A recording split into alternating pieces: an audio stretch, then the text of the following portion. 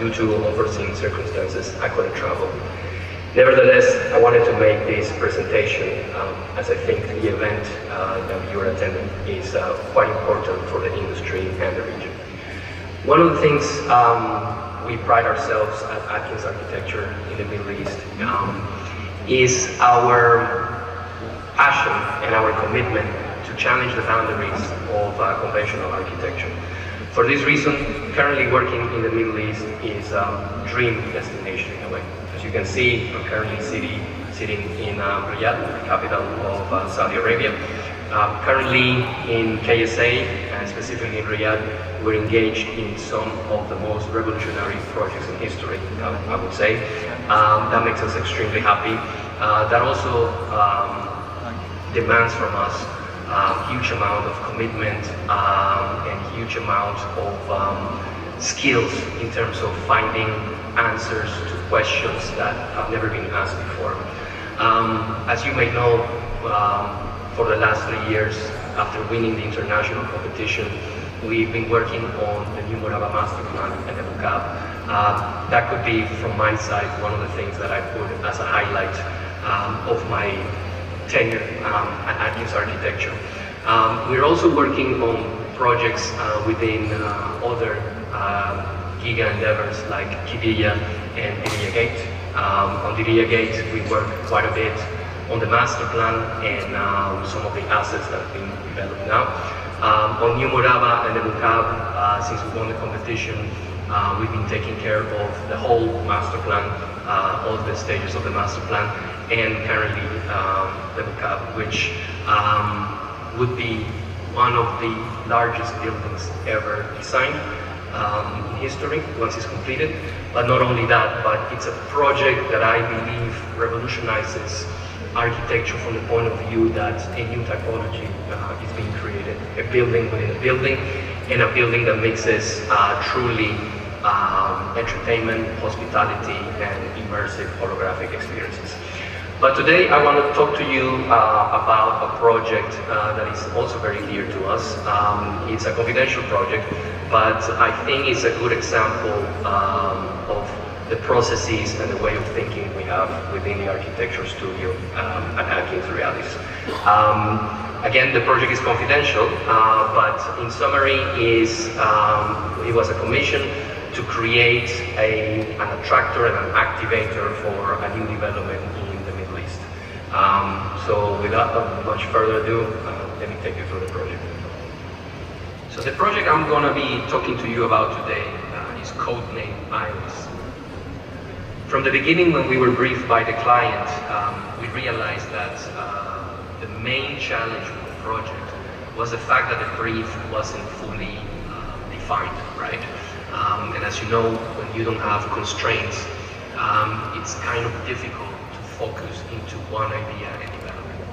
So really, instead of a brief, what we latched onto was the end purpose or the goals and aspirations the client had for the architectural intervention.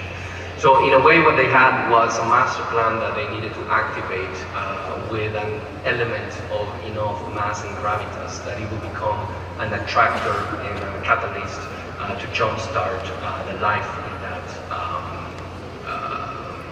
master plan. So one of the first things that we did was to actually get into this mindset of, before getting burdened and thinking about answers, which tend to be really the ideas that we as people have in our minds, maybe even from previous projects, right? Before we got into latching into any of those preconceived quote-unquote answers, we wanted to make sure that we were asking the right question, right? And so we worked very intensively with the client in terms of sitting down with all the stakeholders within their organization to fully comprehend what was the key question, the right question that needed to be answered.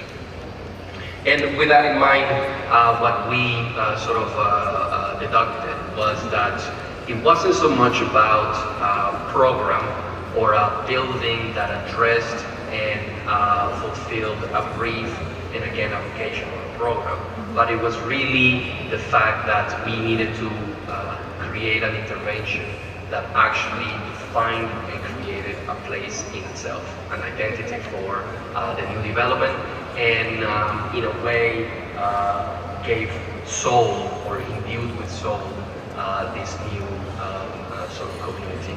I always believe that there is a big challenge when developers create in a very quick manner these new destinations for communities, because in a way we always know, or instinctively know, that all these so-called successful destination cities really have a lot of history and layers of patina and culture and experiences and events and even people that are the sort of main ingredients for them to be appealing and attractive to visitors. So this is one of the things we always try to do in our projects.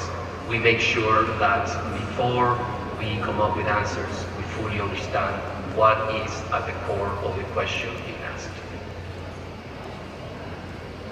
Once we understood what were the actual questions the client was trying to resolve, we wanted to clear our minds from any preconceptions that might influence the outcome of the design we were producing, almost like a sense of cleansing. So the first thing we thought was, okay, we know it's not about a type of program per se, but creating a place for the community, a place for people. So the first thing we thought is, for sure, we need to unchain ourselves from any preconceptions of program. Then we went through a number of potential formal, or let's say architectural interventions that were linked to a use. For example, we thought, well, we can have a big hotel, but maybe that's not inclusive enough. It has the mass, but maybe not the vocation. Then we thought maybe a place of worship, like a mosque. But we thought a mosque, for the size required in this area, would be more of an intimate sort of architectural intervention. Then we thought about an opera house, but even though the mass might be right and the iconicity of it might lend itself to fulfill the vision or the purpose, really we didn't think it's a typical or orthodox opera house program would fit the bill in terms of frequency of use. Then retail made a lot of sense from a business plan point of view, but really maybe we considered it was not iconic or different enough. So in a way, really we needed to invent a typology, and that typology in this specific case was what we call a public attractor. And really the questions or the parameters that this typology would fulfill are basically that it needed to be a legible marker, a gateway, and a place inclusive for all. And talking about memorable markers that would live in the minds of people, we reverted to Platonic solids, right? What else could be more memorable and legible than the Platonic solids? But not only that they needed to be the Platonic solids on their own, but they needed to be a memorable gateway or a memorable vessel or womb for people to feel compelled to inhabit, right?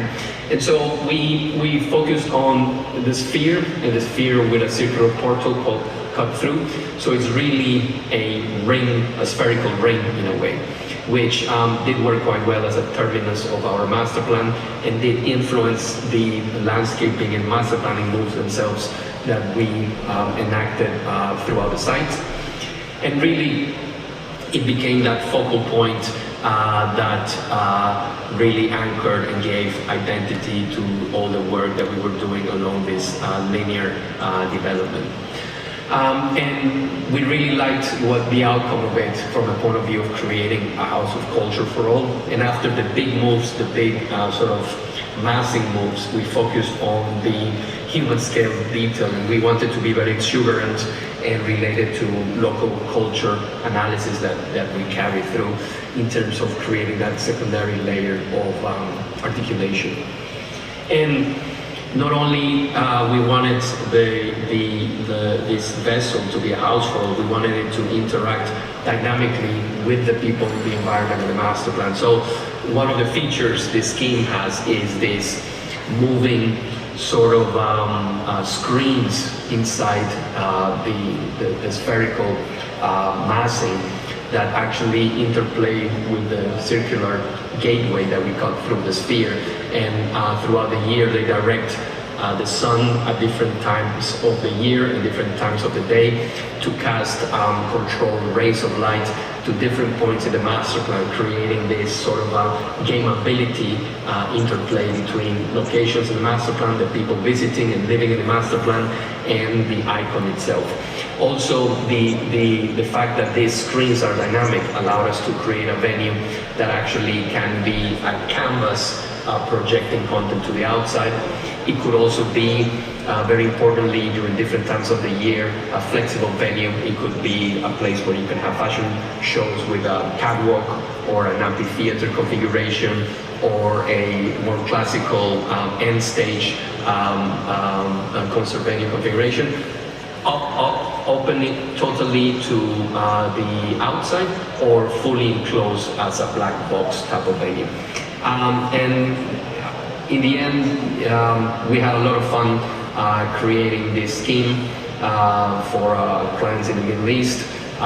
We think that it really helped us question our role as architects, and allowed us to delve more into behavioral sort of analysis of population, interpreting items such as iconicity and multifunctionality. And really one of the things I like the most is that I believe the scheme really challenged typology, because it's not only an icon in itself, it's a three-dimensional piazza, it's a concert venue, it's an open-air spectator vessel, and I believe it's what we set out to do, which is a house for all inhabitants and visitors. Thank you so much.